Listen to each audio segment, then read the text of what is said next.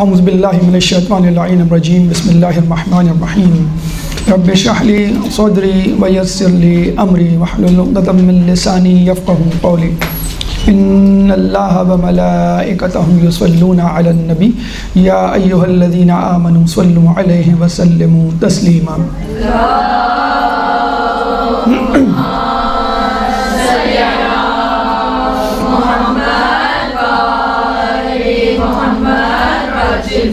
پچھلے درس میں ہم نے حسد اور اس کے علامات کے حوالے سے آپ کے سامنے گفتگو رکھی، اور اب حسد کے اثرات یعنی نتائج جو ایک حاسد کو بھگتنے ہوتے ہیں اس حوالے سے کچھ گفتگو کریں گے۔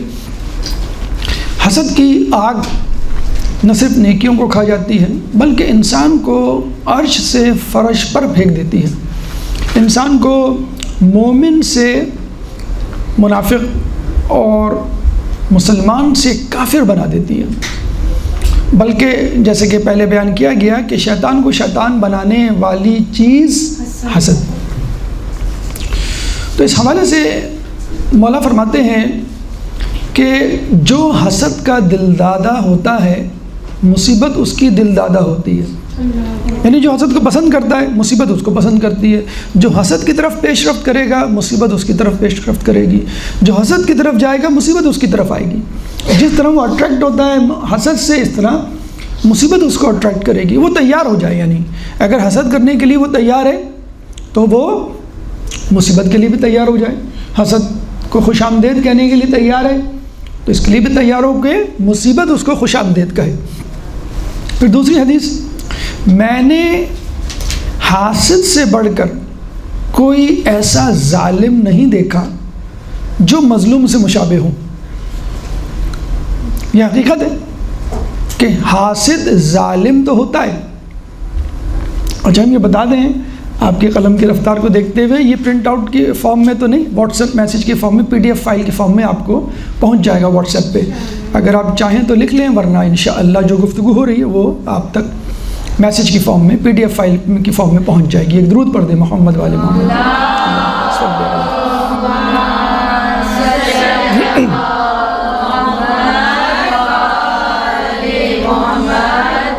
تو جو حسد کا دل دادا ہوتا ہے مصیبت اس کی دل دادا ہوتی ہے۔ جو میں نے مولا فرماتے ہیں کوئی ایسا حاسد نہیں دیکھا، حسد کرنے والا میں نے کوئی ایسا شخص نہیں دیکھا کہ جو حسد کرتا ہو اور ظالم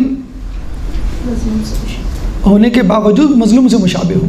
یعنی حاسد ظالم تو ہوتا ہے، ظلم تو کرتا ہے، نقصان تو پہنچاتا ہے، لیکن جیسے کوئی شخص کسی کو تازیانہ مارتا ہے، غلطی سے تازیانہ اس کو بھی جسے کہتے ہیں، بعض اوقات کسی کو مارنے کی کوشش ہوتی ہے، چاقو سے حملہ ہوتا ہے، بعض اوقات وہی چاقو اس کے سینے میں اتر جاتا ہے مثلا۔ نمبر 3، بلکہ یہ بھی آیا ہے یعنی اپنے کو نقصان کرتا ہے، بعض اوقات اپنے کو پہلے نقصان کرتا ہے دوسرے کو بعد میں۔ امام کی روایت ہے کہ حاسد دوسرے کو نقصان پہنچانے سے پہلے اپنے آپ کو نقصان پہنچا دیتا ہے۔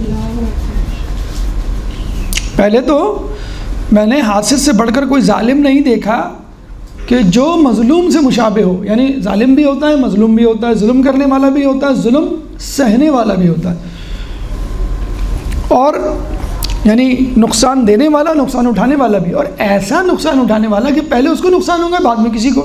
جیسے شیطان، آدم علیہ السلام کو بعد میں جنت سے نکالا گیا، شیطان کو اللہ کے دربار سے پہلے نکالا گیا، آدم تو واپس آ گئے یا آ جائیں گے، یعنی توبہ قبول ہو گئی، اللہ کی بارگاہ میں واپس آ گئے، اللہ کی جنت میں انشاءاللہ اپنی نسل سمیت واپس آ جائیں گے، لیکن شیطان ہمیشہ کے لیے راندہ درگاہ۔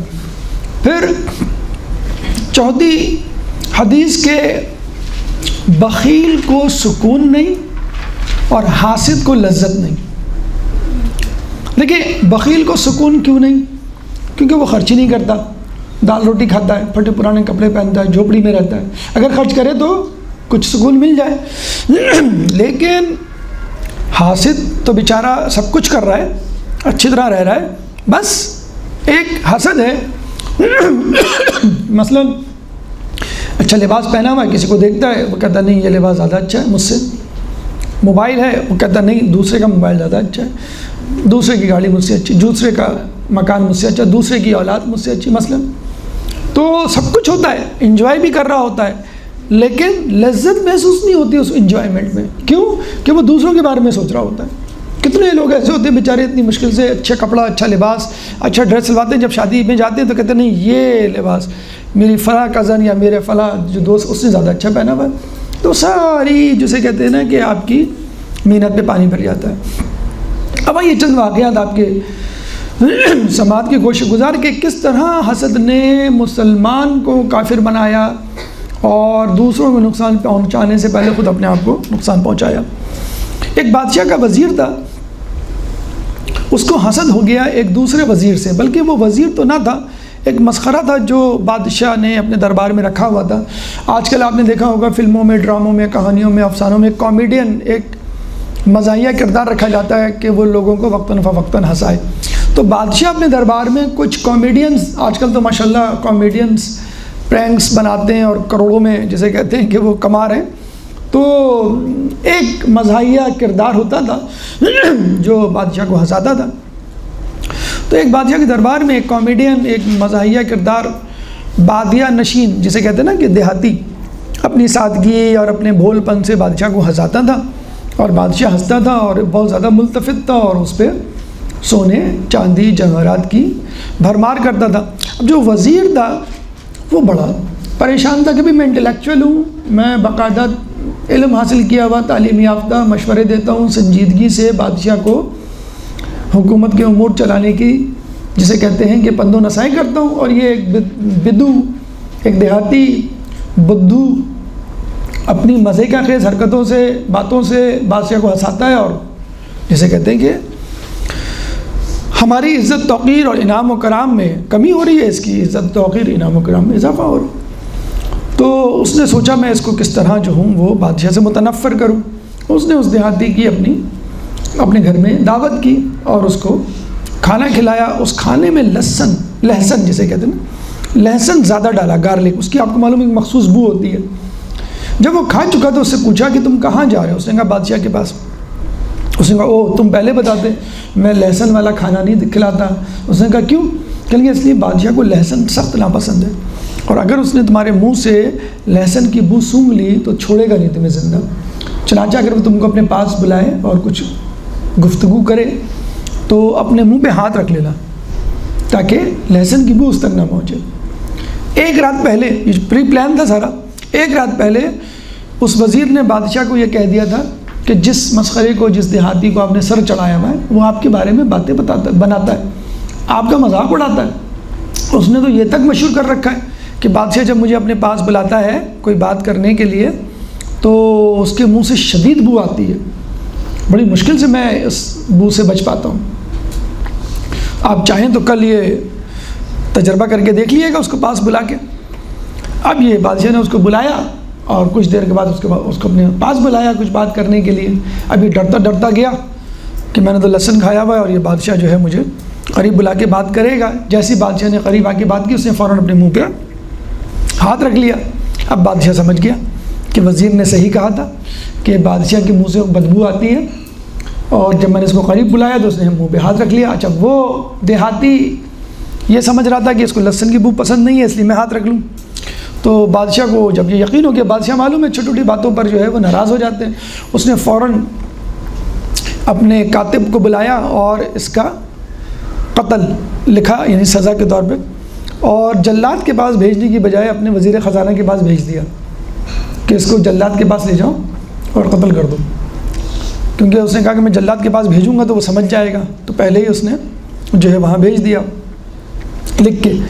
جب یہ جانے لگا تو جو وزیر راستے میں بیٹھا ہوا تھا اس نے دیکھا یہ جلاد کی بجائے وزیر خزانہ کے پاس جا رہا ہے. تو اس کا مطلب یہ ہوا کہ بادشاہ نے سزا دینے کی بجائے اس کو کچھ انعام دینے کا فیصلہ کیا ہے. اور یہ بہت غصہ اور سٹ پٹایا. تو اس نے کہا کہ یہ تو ساری اسکیم فیل ہو گئی، کم از کم میں انعام تو لے لوں جو یہ لینے جا رہا ہے. تو اس نے دیہاتی کو راستے میں روک کے کہا تم کہاں جا رہے ہو؟ کہنے مجھے فلاں وزیر کے پاس بھیجا ہے بادشاہ نے. تو اس نے کہا ایسا کرو کہ یہ خط میں دے دوں گا تم کو، میں اس کو، تم تم کیا کرو گے دے کر اتنی دور جاؤ گے؟ کہیں گے نہیں ہو سکتا وہ کچھ انعام دے، مجھے تو یہی لگ رہا ہے وزیر خزانہ کے پاس بھیجا ہے۔ کہیں میں تمہیں انعام دیتا ہوں۔ کتنا بادشاہ انعام دے دے گا؟ 1000، وہ 100 200 درہم، 1000 2000 تو نہیں دے گا؟ کہیں گے نہیں اتنے تو نہیں دے گا۔ کہیں میں تمہیں 2000 دینار دیتا ہوں اور یہ لے لو، یہ خط مجھے دے دو۔ اس نے کہا یہ تو اچھا سودا ہے، یہ جسے کہتے ہیں کہ میں بیچ دوں۔ تو اس نے دے دیا اور وہ لے کے چلا گیا۔ دوسرے دن بادشاہ نے دربار بلایا تو پتہ چلا وزیر غائب اور وہ مسخرہ جو ہے موجود۔ اب وہ پریشان، تو مسخرے سے پوچھا کہ کل میں نے تم کو ایک خط دیا تھا، کہاں گیا؟ کہ رستے میں وہ فلاں وزیر ملا تھا اور وہ لے گیا۔ تو بادشاہ نے کہا قتل اللہ حسد بدا بسابحی، کہ اللہ تعالیٰ حسد کو قتل کر دے کہ جو ابتدا اپنے ہی آدمی سے کرتا ہے، یعنی قتل مصیبت کی ابتدا اپنے ہی آدمی سے جسے کہتے ہیں کرتا ہے۔ تو وہ تو بچ گیا جس کے لیے اس نے ساری پلان بنائی تھی، جسے کہتے ہیں نا کہ جو کنواں کھودتا ہے وہ خود اسی میں گرتا ہے۔ دوسری مثال ہمارے نویں امام امام محمد تقی علیہ السلام، اللہم صلی علی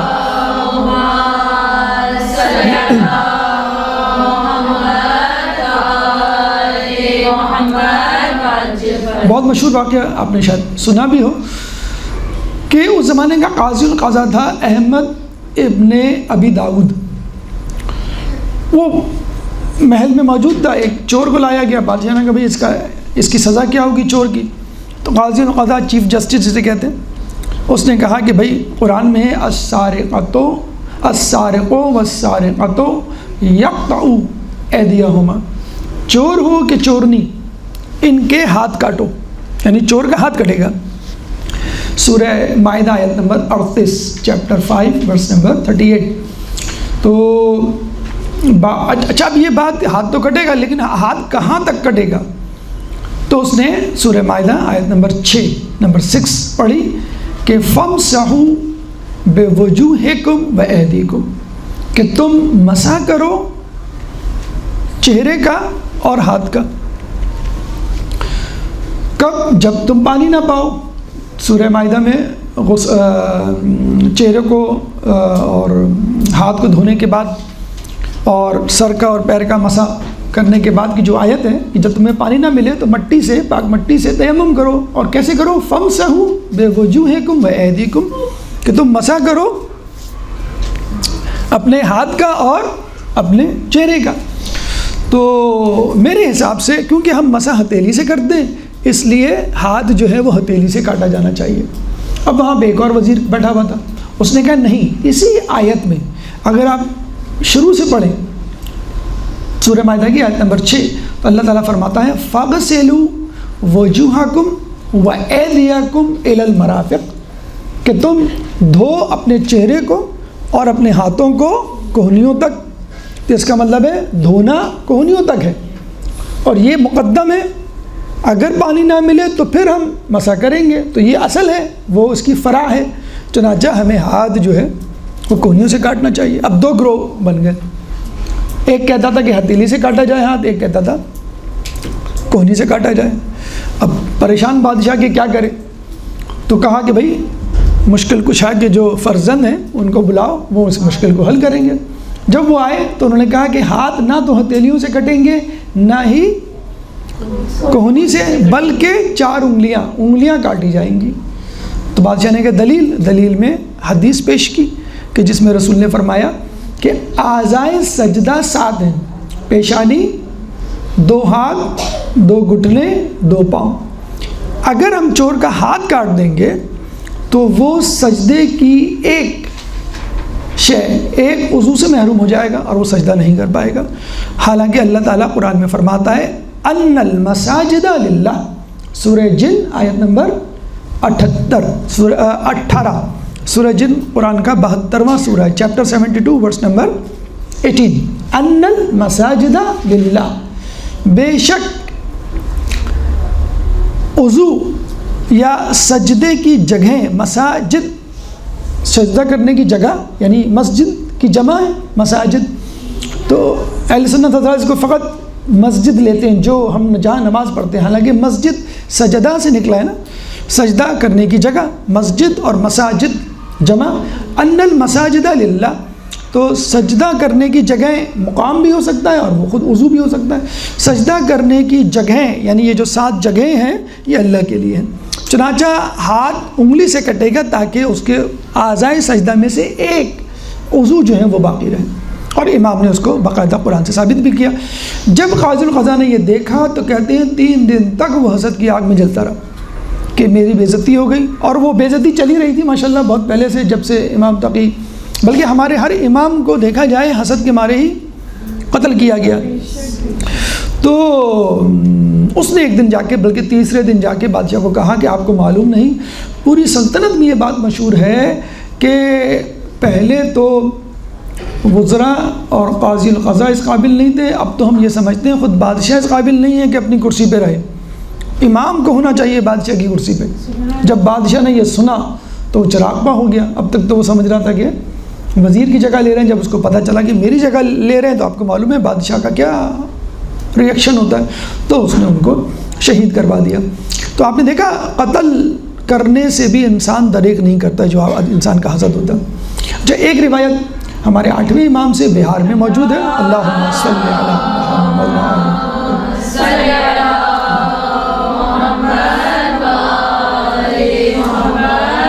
کہتے ہیں کہ جب آدم علیہ السلام کی افضلیت ثابت ہو گئی شیطان پر، شیطان ملائکہ سے بھی افضل، تو اس کا مطلب کیا ہوا؟ آدم علیہ السلام تمام لوگوں سے افضل. اب یہ خیال ان کے دل میں جاگزی ہوا، بالکل وہی انداز جو کہ موسیٰ علیہ السلام جب کوہ طور سے تختیاں لے کر آ رہے تھے تو ان کے دل میں یہ خیال آیا کہ مجھ سے بڑا صاحب علم، صاحب فضیلت اس دنیا میں کوئی نہیں. میں خدا سے ملاقات کر کے آ رہا ہوں، خدا سے کلام کر کے آ رہا ہوں اور تختیاں لے کر آ رہا ہوں. اللہ تعالیٰ نے کہا کہ موسیٰ ٹیک اے یو ٹرن لو اور واپس جاؤ فلاں جگہ اور فلاں سے علم حاصل کرو. کس سے؟ خضر علیہ السلام سے.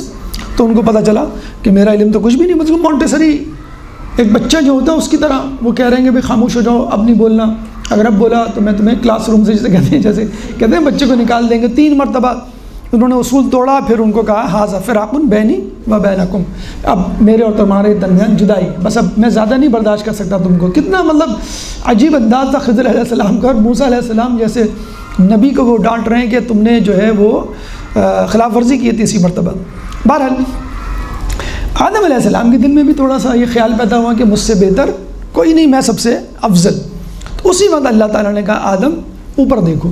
تو عرش پہ جب آدم نے دیکھا تو لکھا ہوا تھا لا الہ الا اللہ محمد الرسول اللہ علی ابن ابی طالب امیر المؤمنین و فاطمۃ سیدۃ النساء العالمین والحسن والحسین سید الشباب اہل جنہ من الخلق اجمعین. اللہم صلی علی محمد و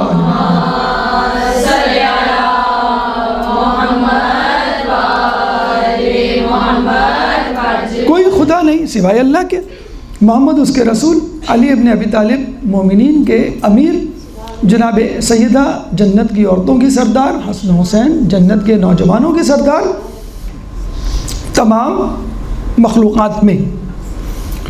پھر آدم علیہ السلام نے کہا یہ کون لوگ ہیں جن کے بارے میں اتنی فضیلت اور اتنی بڑی باتیں؟ تو اللہ نے کہا کہ یہ تمہاری نسل سے ہیں لیکن تم سے اور تمام خلائق سے افضل ہیں. اگر یہ نہ ہوتے نہ میں تم کو پیدا کرتا، نہ جنت دوزخ کو پیدا کرتا، نہ زمین و آسمان کو پیدا کرتا.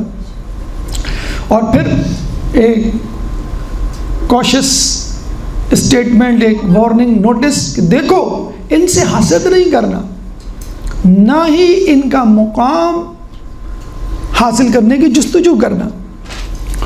یعنی نہ حسد کرنا نہ رشک کرنا. رشک کیا ہے کہ اللہ مجھے بھی دے دے یہ چیز، اچھی گاڑی، اچھا لباس، اچھا مقام، اچھی پوزیشن، یہ ہے نا رشک، اور یہ جائز ہے.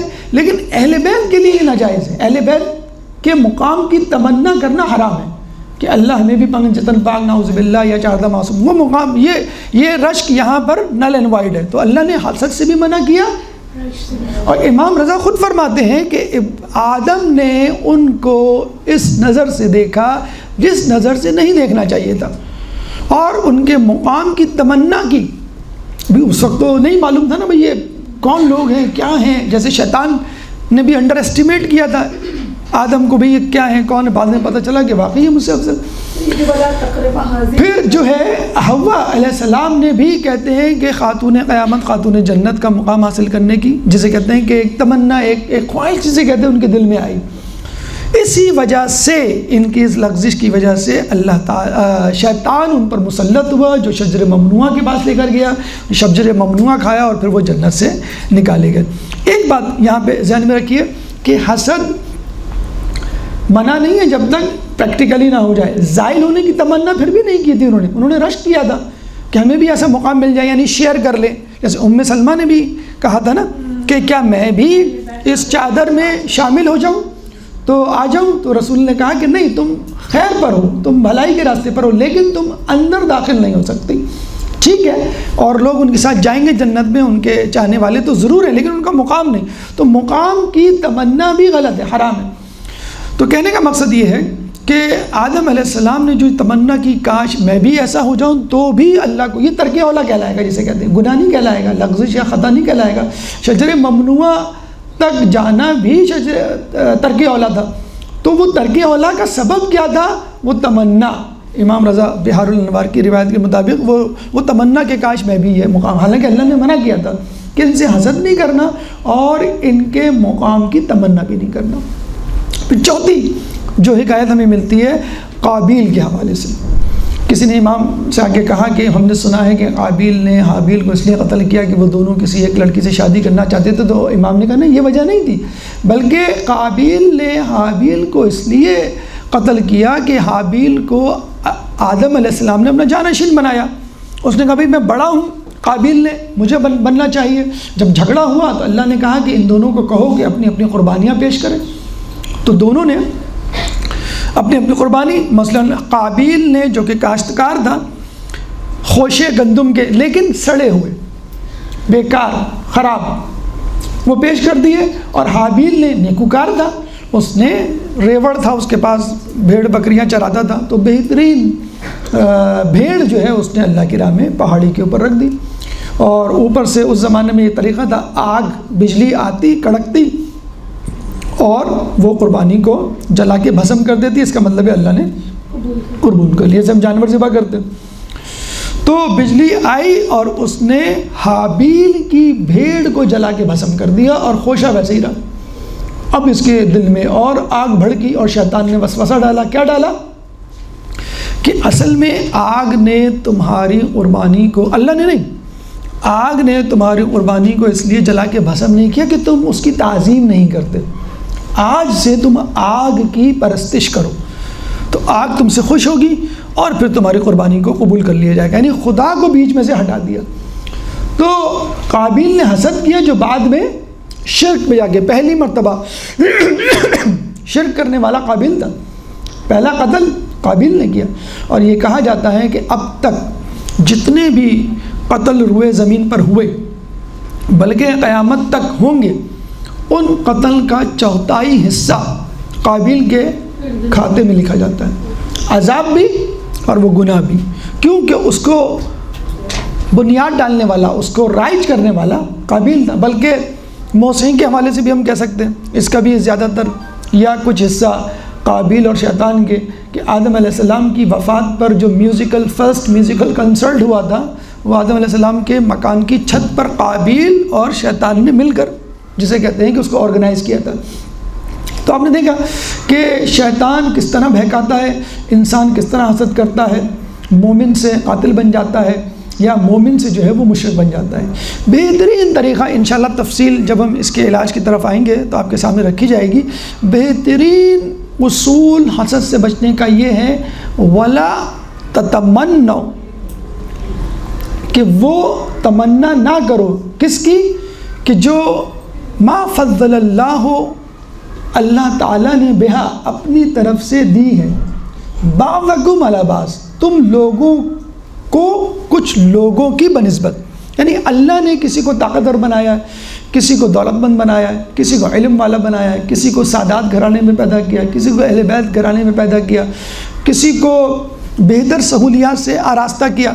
اب آپ کہیں کاش میں اس خاندان میں ہوتا، کاش میں اس جیسا ہوتا، کاش میرے والدین اس جیسے ہوتے، کاش میرے دوست اقارب، ہم تمنا کرتے نا، تو اللہ نے جو کر دیا ولا تتمنوا، تم اس فضیلت کی تمنا نہ کرو۔ ہاں جیسے نیکوکار بن جاؤں ایک پاسبل چیز ہے، آپ نیکوکار بن سکتے ہیں، آپ جو ہیں کہیں کہ بھئی میں صحت مند بن جاؤں، ٹھیک ہے آپ صحت کے اصولوں پہ عمل کریں، لیکن کچھ چیزیں ایسی جو نہیں ہو سکتی۔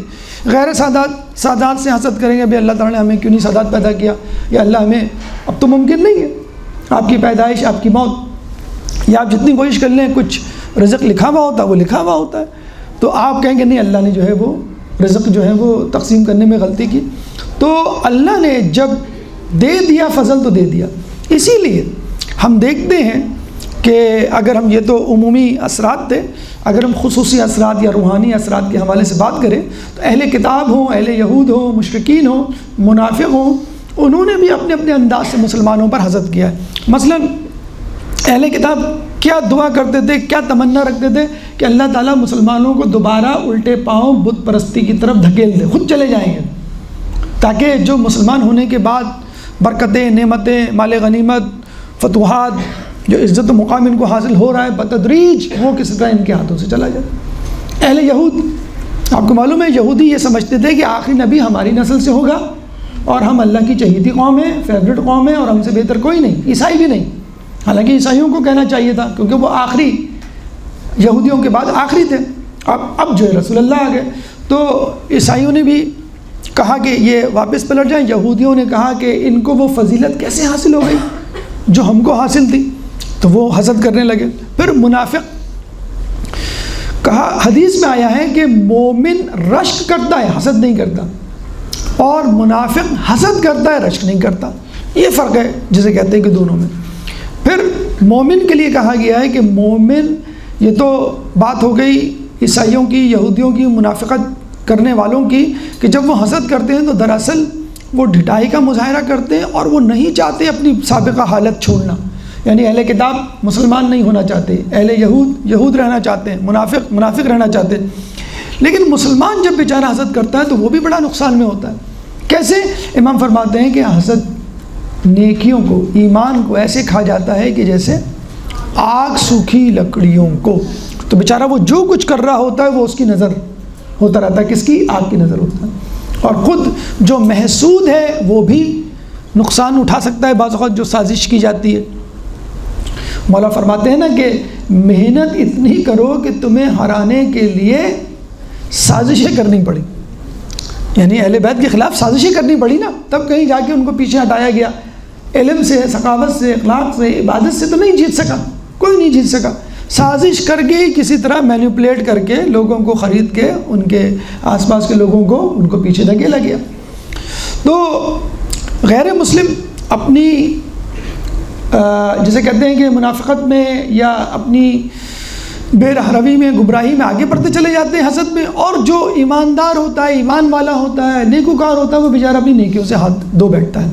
چلے یہ تو بات نیکوکاروں کی اور بدکاروں کی، مسلمانوں کی، غیر مسلموں کی، آپ یہ کہہ سکتے ہیں بھئی نہیں انشاءاللہ ہمارے ساتھ تو یہ معاملہ نہیں، ہم تو بہت نیکوکار ہیں۔ حسد کا ایک فائدہ، نقصان جو اس وقت نظر آ رہا ہے ہمارے معاشرے میں، بیماریاں، جسمانی جسے کہتے ہیں کہ اثرات۔ دیکھیے مولا کا قول ہے کہ جسم کی سلامتی حسد کی کمی کی نشانی ہے، یعنی جو جتنا زیادہ صحت مند ہوگا سمجھ جاؤ کہ وہ حسد کم کرتا ہے۔ جسم کی سلامتی حسد کی کمی کی سبب ہے، کمی کی وجہ سے، کمی کا نتیجہ ہے۔ میں حیران ہوں، مولا ایک اور جگہ فرماتے ہیں، میں حیران ہوں حاسد پہ کہ وہ اپنی صحت کی طرف سے غافل ہے، اس کو پتہ ہی نہیں ہے اس کو حسد کس طرح اندر سے گھلا رہا ہے۔ ایک اور روایت میں ہے کہ حسد انسان کو اندر سے پگھلا دیتا ہے، دیمک کی طرح جسے کہتے ہیں نا، چاٹ دیتا ہے۔ ایک اور روایت میں ہے کہ حسد انسان کا رنگ بگاڑ دیتا ہے، چہرے پہ پھٹکار برستی ہے، انسان کہتا ہے کہ اس کو کیا ہو گیا، پریشان ہے، اداس ہے، غمزدہ ہے۔ ایک اور جگہ آیا ہے حسد انسان کے جسم کو کمزور کر دیتا ہے۔ ایک اور جگہ آیا ہے کہ حسد انسان کے دل کو کمزور کر دیتا ہے۔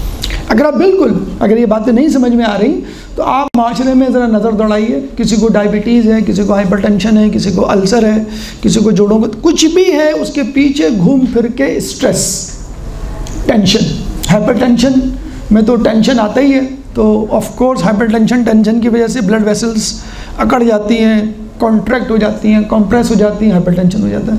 ڈائبٹیز، شوگر کھانے سے تو ہوتا ہے، لیکن کہتے ہیں کہ stress is one of the main factor. Peptic ulcer ایک اہم ترین وجہ اسٹریس کی وجہ سے ایسیڈیٹی زیادہ ہوتی ہے۔ اسٹریس جس کو ہوتا ہے وہ کھاتا بھی زیادہ ہے، چاکلیٹ وغیرہ کہتے ہیں کہ زیادہ کھاتے ہیں ایسے لوگ، اور اس سے ٹینشن اسٹریس کم ہوتا ہے، اور لیکن السر ہو جاتا ہے۔ آج کل کی جو بیماریاں ہیں، اچھا پھر ہائپر ٹینشن ہوا، پھر ہائپر ٹینشن سے خون کی نالیاں سکڑی، ہلکا سا بھی پریشر بڑھا، آپ نے کوئی خبر سن لی کسی کے پاس ہونے کی، کسی کی شادی کی، کسی کی ترقی کی، تو ایک دم سے غصے میں انسان آ جاتا ہے۔ تو اس سے کہتے ہیں کہ خون کی جو باریک نالیاں برین کی ہوتی ہیں جب وہ پھٹتی ہیں تو برین ہیمریج، اور ہارٹ میں ہارٹ اٹیک، یہ brain haemorrhage, heart attack, angina, M آئی کتنا کامن ہے، شوگر کتنی کامن ہے۔ آج آپ stress, tension, that is because of حسد، جیلسی کی وجہ سے وہ نکال دیں تو یہ سب بیماریاں آدھی سے زیادہ ختم ہو جائیں۔ تو حسد نہ صرف روحانی طور پہ خطرناک ہے، حسد جسمانی طور پہ بھی خطرناک ہے۔ اور آخر میں اگر آپ دیکھیں، یہ تو ہم نے انفرادی اجتماعی معاملات کی بات کر لی، اگر آپ اسلام میں تفرقے رکھنا، تنزلی کی ابتدا دیکھیں تو اس کی وجہ ہی حسد۔ تاریخ طبری جلد نمبر 1، ایک شخص نے ابن مسعود سے کہا کہ میں نے سنا ہے کہ آپ لوگوں کو یہ کہتے پھر رہے ہیں کہ لوگوں نے خلافت کو ہم سے ظلم اور حسد کی وجہ سے چھینا۔ تو ابن عباس نے کیا کہا؟ ابن عباس نے کہا کہ جہاں تک بات ہے ظلم کی تو سب پر عیاں ہیں، اور جہاں تک بات ہے حسد کی تو ہم آدم علیہ السلام کی اولاد ہیں، اگر محسود ہوں تو اس میں حیرت کی کیا بات؟ اگر کوئی ہم سے حسد کرے تو آدم پہ بھی تو حسد کیا گیا، اور جس وجہ سے کیا گیا وہی وجہ ہمارے ساتھ بھی۔ بلکہ سوال کرنے والے نے یہ پہلے کہا کہ لوگوں نے تم لوگوں میں بنی ہاشم میں خلافت رکھنے سے اس لیے انکار کیا کہ لوگ نہیں چاہتے کہ نبوت اور خلافت ایک جگہ جمع ہو جائے۔ تو بات یہ، اس کا مطلب ہے بات وہی ہو گئی کہ وہ نہیں چاہتے بھی نبوت میں تو بڑھ گئے، اب تو ہمارا اللہ سے کوئی راستہ تو نہیں ہے، رابطہ تو نہیں ہے کہ ہم نبوت کینسل کروا دیں، ہاں خلافت پہ تو قبضہ کر سکتے ہیں۔ تو یہ حسد تھا جس کی وجہ سے مولا علی کا جو حق خلافت ہے وہ غصب کیا گیا۔ پھر کربلا میں آ کے آپ دیکھیں کیا تھا عمر سعد کے پیچھے موٹیویشنل فیکٹر جس نے اس کو دھکیلا کربلا کی جنگ میں؟ شمر ذل جوشن کا حسد۔ وہ کربلا کے میدان میں آنے تک کنفیوز تھا کیا کروں کیا نہ کروں، اور اس نے خط لکھا ابن زیاد کو کہ امام کہہ رہے ہیں کہ مجھے چھوڑ دو کہیں اور جانے دو، ٹھیک ہے، میں اپنی طرف سے لکھ دیا اس نے۔ تو شمر کھڑا ہوا تھا ابن زیاد کے پاس، تو اس نے کہا کہ مجھے لگتا ہے یہ ڈر گیا ہے، آپ مجھے بھیجیں، میں دیکھتا ہوں امام کیسے جاتے ہیں وہاں سے۔ تو ابن زیاد نے لکھ کے بھیج دیا کہ اگر تم یہ کام نہیں کر سکتے تو سپہ سالاری شمر کو دے دو، اور جو انعام تمہارا تھا اب وہ شمر کو ملے گا، یعنی رائے کی گورنری۔ کہتے ہیں عمر سعد اس حسد کی وجہ سے دوبارہ پلٹ گیا کہ میں رائے کی گورنری تجھے نہیں دوں گا، تجھے نہیں لینے دوں گا۔ اور پھر جو ہے وہ یہی تو بات تھی جب خولی سے پوچھا گیا کہ تو بی بی سکینہ کے گوشوارے چھین رہا ہے، رو بھی رہا ہے، تو اس نے کہا کہ رو اس لیے رہا ہوں کہ اہل بیت کے خانوادے کی بچی ہے، اور چھین اس لیے رہا ہوں کہ میں نہیں چھینوں گا تو کوئی اور چھین لے گا۔ یعنی گوشوارے پہ حسد، رہ کی گورنری پہ تو حسد تھا، گوشوارے پہ حسد۔ عمر سعد سے اتنی مرتبہ مذاکرات ہوئے امام کے، نہیں مانا۔ امام نے ایک یہ کہتے ہیں نا کہ آخر میں آپ کسی سے پوچھتے ہیں بھائی سیریسلی بتاؤ مسئلہ کیا ہے، تو امام نے آخر میں اس سے پوچھا آخر مسئلہ کیا ہے جس کی وجہ سے تو میرے قتل کے در پہ ہے، یعنی کھل کے بتا۔ تو عمر سعد نے کیا کہا تھا؟ لے بغض لابک، اس بغض، اس حسد کی وجہ سے جو تیرے باپ کا میرے دل میں ہے۔ تو یہ بغض علی تھا جس نے خلافت علی کو علی سے دور رکھا، یہ بغض علی تھا کہ جو کربلا میں امام حسین کے سامنے آیا اور ان کو قتل کرنے پر جسے کہتے ہیں کہ شقی بنا اور ان کو شہادت کے مرتبے پہ رائز کیا۔ اللہ تعالیٰ سے دعا ہے کہ جو کچھ پڑھا سنا اس پہ عمل کرنے کی توفیق عطا فرما۔ اللہ تعالیٰ سے دعا ہے کہ ہم سب کو حسد کی بیماری سے دور رہنے کی توفیق عطا فرما۔ اللہ تعالیٰ سے دعا ہے کہ جو پریشان حال ہیں ان کی پریشانی کو دور فرما، جو بے روزگار ہیں ان کو رزق حلال عطا فرما، جو بے روزگار ہیں ان کو رزق حلال عطا فرما، جو رزق حلال کما رہے ہیں ان کے رزق حلال میں برکت عطا فرما، جو مقروض ہیں ان کے قرضوں کو عطا فرما، جو زندان میں ان کو رہائی عطا فرما، جو گمنام گمشدہ ہیں ان کو ان کے پیاروں سے ملا، جو سفر میں ان کو منزل عطا فرما، کرونا جیسے متعدی بیماری سے ہم سب کو محفوظ فرما، امام کے ظہور میں تعجیل فرما، ہمیں ان کے انصار و اعوان میں شامل فرما۔ ربنا تقبل منا انك انت السميع العليم وتب علينا انك انت التواب الرحيم برحمتك يا ارحم الراحمين۔ اللهم صل على محمد وعلى محمد۔